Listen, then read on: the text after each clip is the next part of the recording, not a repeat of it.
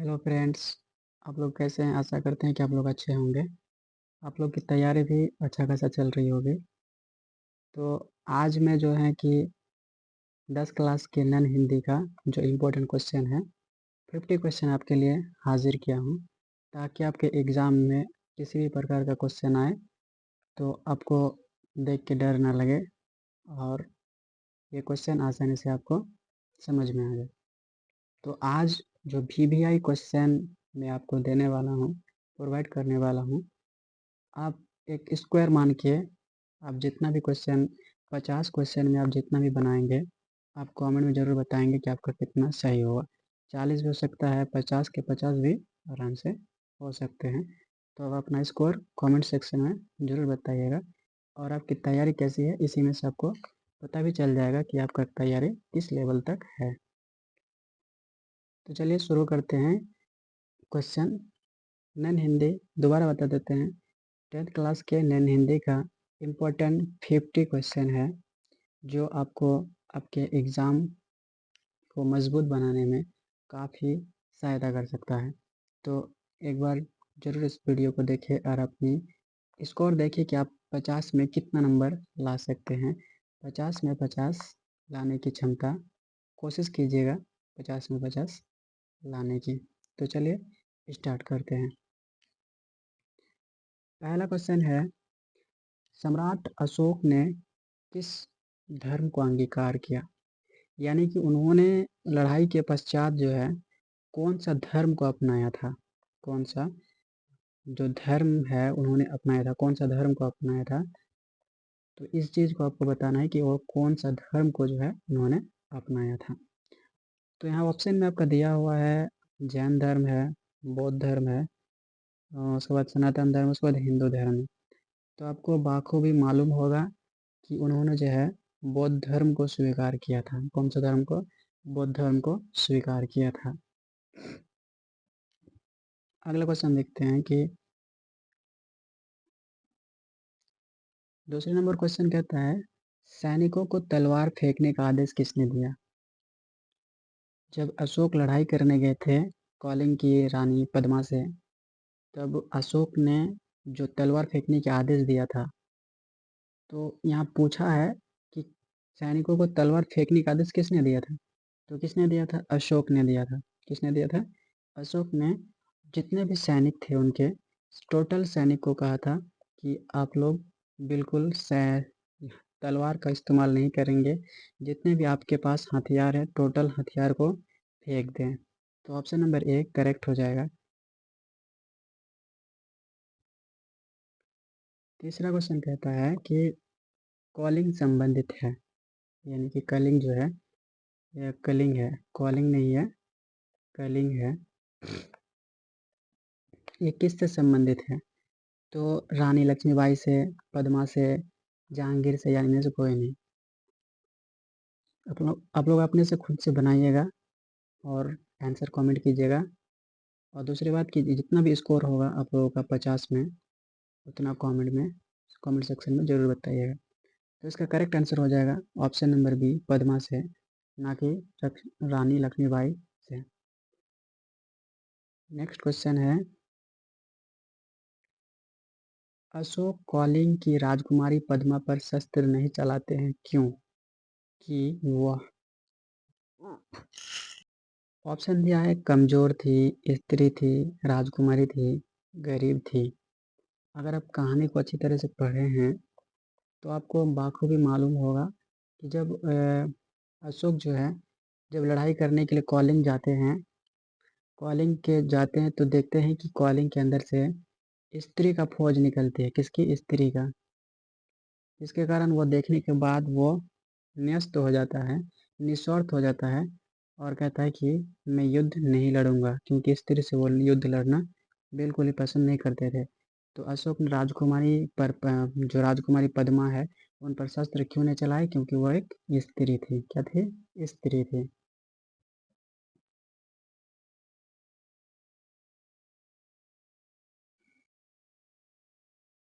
Next question कहता है, चिकित्सा का चक्कर किसके द्वारा रचित पाठ है? यानी कि चिकित्सा का चक्कर जो है किसने लिखा है? तो ऑप्शन नंबर सी हो जाएगा, वेदव बनारसी। 6 नंबर क्वेश्चन कहता है पीपल पाठ के रचनाकार है, यानी पीपल का लेखक कौन है? तो गोपाल सिंह नेपाली। अगला क्वेश्चन कहता है 7 नंबर क्वेश्चन कहता है हामिद के दादी का क्या नाम है? तो हामिद के दादी का क्या नाम था? अमीना। क्या नाम थी? अमीना। 8 नंबर क्वेश्चन कहता है हामिद ने चिमटा कितने पैसों में खरीदा था? कितने पैसे में खरीदा था? 3 पैसे में, 9 पैसे में, 4 पैसे में या 2 पैसे में? तो हामिद ने जो है 3 पैसे में चिमटा खरीदा था। कहाँ पे? ईदगाह में। हामिद के कौन कौन दोस्त हैं? हामिद के दोस्त महमूद है, शम्मी है, दोनों है, या फिर इनमें से कोई नहीं है? तो कहानी अगर अच्छे से पढ़े होंगे तो आप लोगों को पता होगा कि महमूद है, शम्मी है, यानी कि दोनों का दोनों उसका फ्रेंड है, यानी कि दोस्त है। नेक्स्ट क्वेश्चन है हामिद के पास कितने रुपये थे? तो यहाँ पे ये होना चाहिए कि उसके पास रुपये तो थे नहीं, पैसे थे। क्या थे उनके पास? रुपये नहीं थे, पैसे थे। कितने पैसे थे उनके पास? उनके पास पैसे थे मात्र 3 पैसे। यहाँ पे टाइपिंग मिस्टेक है, पेज नहीं होगा, पैसे होगा। क्या हो जाएगा? पैसे। तो हामिद के पास कितने पैसे थे टोटल? मात्र 3 पैसे थे। अगला क्वेश्चन है ईदगाह में किस चीज़ का पेड़ था? यानी कि जिस जगह में ईदगाह हो रही थी, जिस जगह में नमाज अदा की जा रही थी, उस जगह में जो है क्या चीज़ का, यानी कौन सा पेड़ था? तो कौन सा पेड़ था उसमें? इमली का पेड़ था।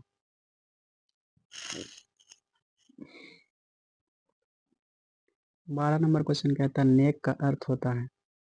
नेक का अर्थ क्या होगा? अच्छा होगा। ऑप्शन में बुरा है, खराब है, व्यवहार है, तो नेक का अर्थ करेक्ट आंसर हो जाएगा option number B. 13 number question कहता है अनुरूप में उपसर्ग है। उपसर्ग एक होता है उपसर्ग। क्या होता है? उपसर्ग। और दूसरा होता है प्रत्यय। तो उपसर्ग का मतलब होता है पहला वाला, यानी कि जो भी शब्द दिया हुआ है उनका पहला जो होगा हिस्सा करके वो हो जाएगा उपसर्ग। और प्रत्यय का मतलब होता है लास्ट वाला। क्या होता है? लास्ट वाला। तो हमें पूछा है किसका? अनु का। किसका पूछा है? अनु का। तो अगर अनु को हम दो भाग में खंडित करते हैं, कितना? दो भाग में। तो अनु हो जाएगा, क्या हो जाएगा? अनु प्लस रूप हो जाएगा। क्या हो जाएगा? रूप। तो हमको क्या पूछा है? उपसर्ग पूछा है। तो उपसर्ग किसको कहते हैं? जो फर्स्ट में होता है। तो फर्स्ट में कौन हो जाएगा? अनु। ऑप्शन नंबर बी करेक्ट है, अनु।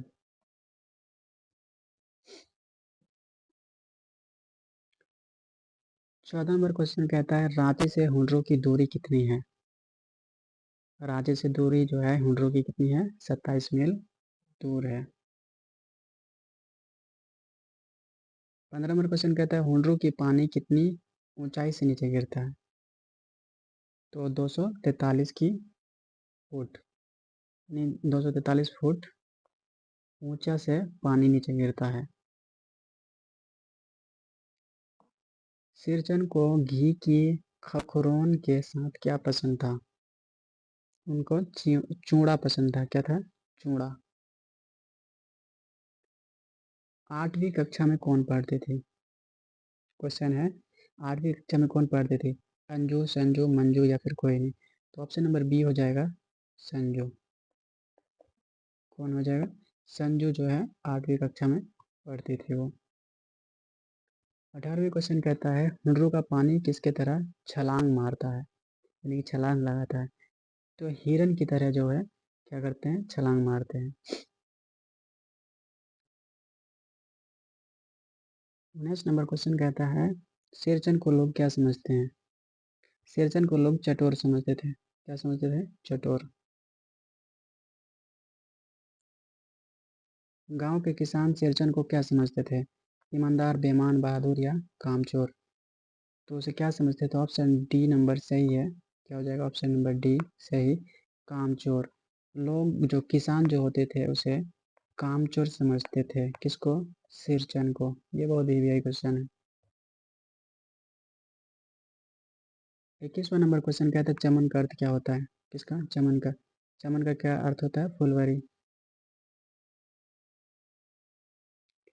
22 नंबर क्वेश्चन कहता है मेरे अल्लाह बुराई से बचाना मुझको, नेक जो राह है उस राह पे चलाना मुझको। उपयुक्त पंक्ति किस कविता की है? तो ये जो कही गई है, ये शब्द जो जितने भी लिखा हुआ है, ये सब कही गई किसमें? बच्चों की दुआ में।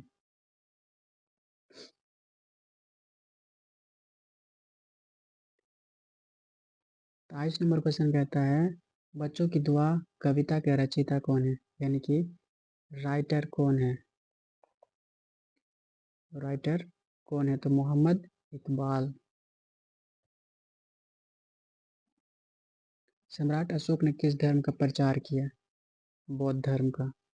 और ये भी पूछा जाता है कि सम्राट अशोक ने जो धर्म का प्रचार किया था, बौद्ध धर्म का, तो ऐसा कौन सा देश है जहाँ पे वो धर्म का प्रचार नहीं कर पाया था?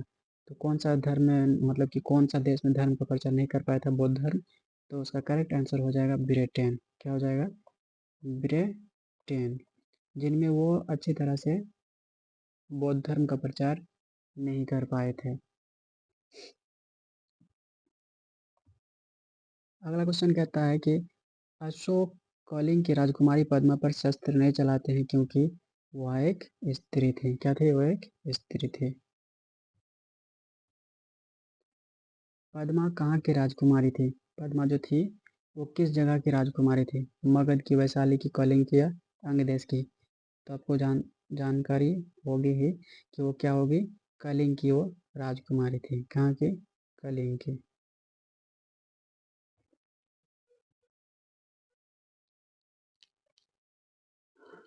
27 नंबर क्वेश्चन कहता है कागज का अर्थ होता है, कागज का अर्थ कागज होता है।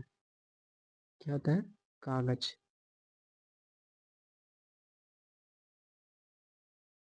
28 नंबर क्वेश्चन कहता है विक्रमशिला विश्वविद्यालय का सर्वनाश कब हुआ था? 13वीं सदी में हुआ था। किसने किया था?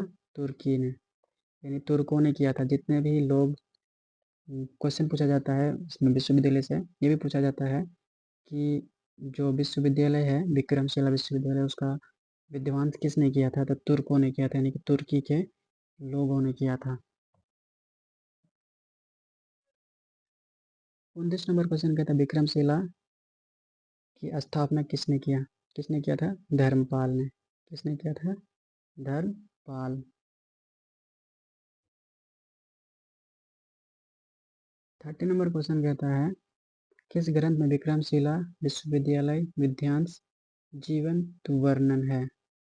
तो किस में है?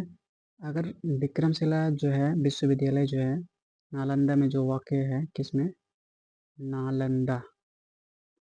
अगर इनको बारे में आपको पूरी तरह से जानकारी चाहिए तो आपको क्या पढ़ना चाहिए? ताबकाते ए नशीरी, जो कि विश्वविद्यालय के बारे में, विक्रमशिला विश्वविद्यालय के बारे में पूरी जानकारी इस किताब में है। तो किस ग्रंथ में विश्वविद्यालय का विध्वंस का जीवन वर्णन है? तो ताबकाते नशीरी का। किसका? ताबकाते नशीरी का।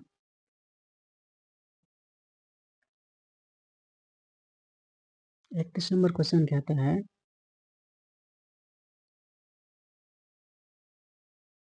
दीदी की डायरी किस प्रकार का रचना है? तो क्या हो जाएगा? वो डायरी हो जाएगी। क्या हो जाएगी? डायरी। संजू पिकनिक मनाने गई थी, किस डेट को गई थी?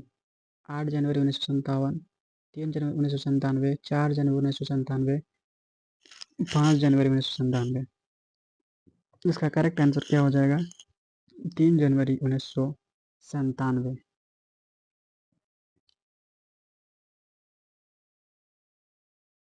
कवि के अनुसार पीपल के पत्ते का आकार कैसा होता था? कैसा होता था? गोल होता था। और ये कौन सा कवि की बात कर रहे हैं? तो गोपाल की बात कर रहे हैं। किसकी? गोपाल की। गोपाल सिंह नेपाली की, जो नेपाल का है ना, उनकी बात कर रहा है कि उन्होंने जो पत्ते का आकार बताया था, कौन सा बताया था? गोल। गोपाल सिंह नेपाली कवि है, छायावादी, प्रयोगवादी, प्रतिवादी या कोई नहीं? तो आंसर ए नंबर सही हो जाएगा, छायावादी। कसारा किस कहानी का पात्र है? तो कसारा जो हो जाएगा वो खेमा का। अगरबत्ती बनाने वाले लोगों लोगों पर लिखी गई कविता है? खुशबू रचते हाथ। खेमा कितने वर्ष का लड़का था? 8 से 9 वर्ष का। गंदे मोहल्ले के गरीब मजदूर कौन मशहूर अगरबत्तियां बनाते हैं?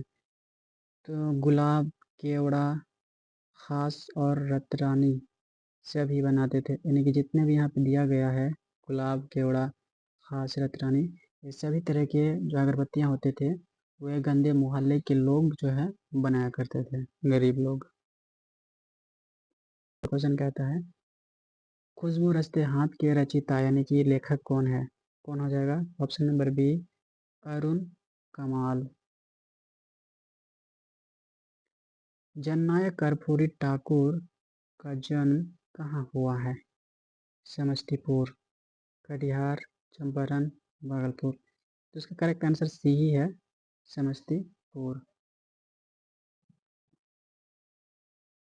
लक्ष्मीबाई अपने पिता की एक क्या थी? संतान थी। तो कौन सी संतान थी? डॉट डॉट में क्या भरना चाहिए? सौतेली, अकेली, चौथी या तीसरी? इसका आंसर आप लोग कमेंट सेक्शन में ज़रूर बताएं। इनका आंसर देखना चाहते हैं कि कितने बच्चे का आंसर सही आता है। चलिए अगले एपिसोड में भी इसका जिक्र किया जाएगा कि कितने बच्चों ने इसका सही आंसर दिया है। सब बच्चे का नाम लिया जाएगा, जो जो बच्चे इसका सही जवाब देंगे। तो इसका जवाब ज़रूर कमेंट कीजिएगा। 42वें स्वतंत्रता प्राप्ति के बाद प्रथम जन आम चुनाव कब हुआ था? तो आपको मालूम होगा कि 1950 ईस्वी को सॉरी 1950 ईस्वी को संविधान लागू हुआ था। क्या हुआ था? संविधान को लागू किया गया था और उसके 2 साल बाद यानी कि 1952 ईस्वी में प्रथम आम चुनाव हुआ था। इसमें प्रधानमंत्री कौन बने थे? पंडित जवाहरलाल नेहरू। पंडित जवाहर तो यहाँ स्वतंत्रता प्राप्ति के बाद प्रथम आम चुनाव हुआ था 1952।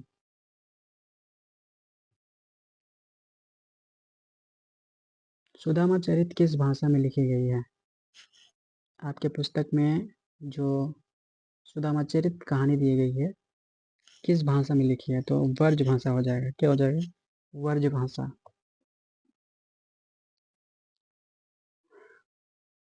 ऊपर क्वेश्चन छोटा गया नहीं तो। 44 नंबर क्वेश्चन है सुदामा के पैर कैसे धुले? सॉरी पैर हो गया है, टाइपिंग मिस्टेक है थोड़ी सी। तो क्या हो जाएंगे वहाँ? पैर हो जाएंगे। यानी कि कहना चाहता है कि सुदामा के पैर कैसे धुल गया? तो कैसे धुले थे? कृष्ण के आंसू से धुले थे। किसके? कृष्ण के आंसू के जरिए से उनका पैर धुल गया था। बाल मजदूरी की नृशंसता को भरने वाली कहानी है। कौन है? खेमा। क्योंकि खेमा जो है 8-9 वर्ष की उम्र में ही क्या हो जाते हैं? वो काम में लग जाते हैं। एक कसारा नाम करके व्यक्ति होते हैं जिनके चाय के दुकान में उसे बेच दिया जाता है उनके माँ बाप के द्वारा। किसके द्वारा? माँ बाप के द्वारा भेज दिया जाता था। अगला क्वेश्चन है कसारा क्या बेचता था? तो कसारा जो है कि चाय बेचा करता था, जिनके दुकान में खेमा क्या करते थे? काम करा करते थे। क्या करते थे? काम क्या करते थे वो?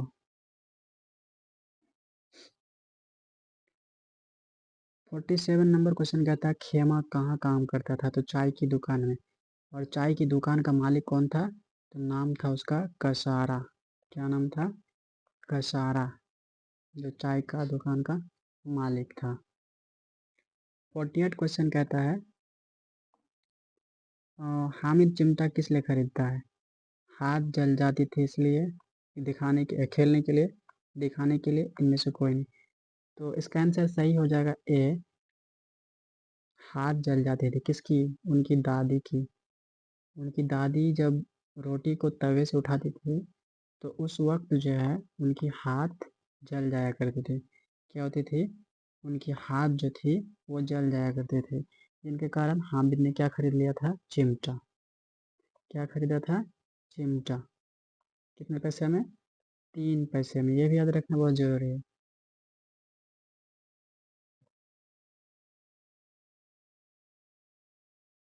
49 नंबर क्वेश्चन कहता है विक्रमशिला किस जिला में स्थित है? नालंदा जिला में स्थित है। लास्ट क्वेश्चन, आर्यभट्ट किस क्षेत्र में विश्व प्रसिद्ध है? 50 नंबर क्वेश्चन है कि आर्यभट्ट किस क्षेत्र में विश्व प्रसिद्ध है? चिकित्सा विद्या, खगोल विद्या, तंत्र विद्या, या फिर इनमें से कोई नहीं। तो आपको मालूम होगा कि वो खगोल विद्या। कौन सा? खगोल विद्या में काफ़ी ज़्यादा वो प्रसिद्ध है, चाहे वो उर्दू के हिसाब से हो या फिर हिंदी नॉन हिंदी के हिसाब से हो। 2 क्वेश्चन इसमें उर्दू में भी इसके बारे में काफ़ी जिक्र किया जाए मैट्रिक में। जो 10 क्लास का आपका बुक है उर्दू का, उसमें भी आर्यभट्ट के बारे में बहुत पूछा गया है। इनका जन्म भी पूछा गया है, उसके बारे में ये भी सेम क्वेश्चन पूछा जाता है कि किस क्षेत्र में वो विश्व प्रसिद्ध है। तो दोनों में आंसर क्या हो जाएगा? खगोल विद्या। क्या हो जाएगा? खगोल विद्या।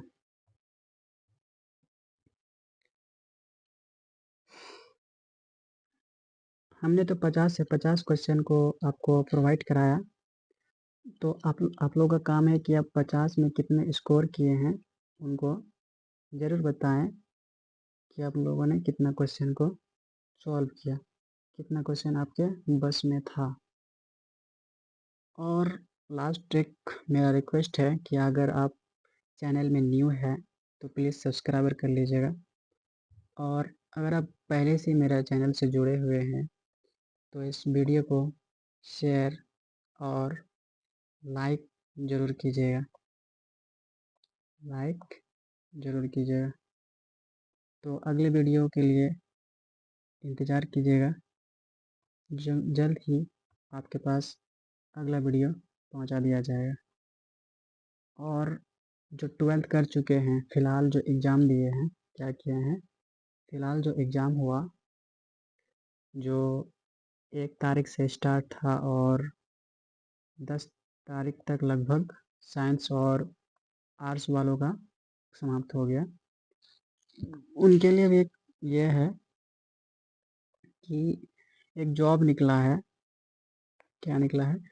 जॉब निकला है। अगर आप उस जॉब में फॉर्म भरना चाहते हैं तो कमेंट कीजिए, हम आपको बताएंगे कि किस प्रकार से फॉर्म भरना है। जो 12वीं पास है उनके लिए यह जॉब अवेलेबल है। तो कमेंट कीजिएगा, मैं जल्द ही ज़रूर वीडियो लाऊंगा आप लोगों के लिए। तो उम्मीद है कि आप लोगों को वीडियो अच्छी लगी होगी।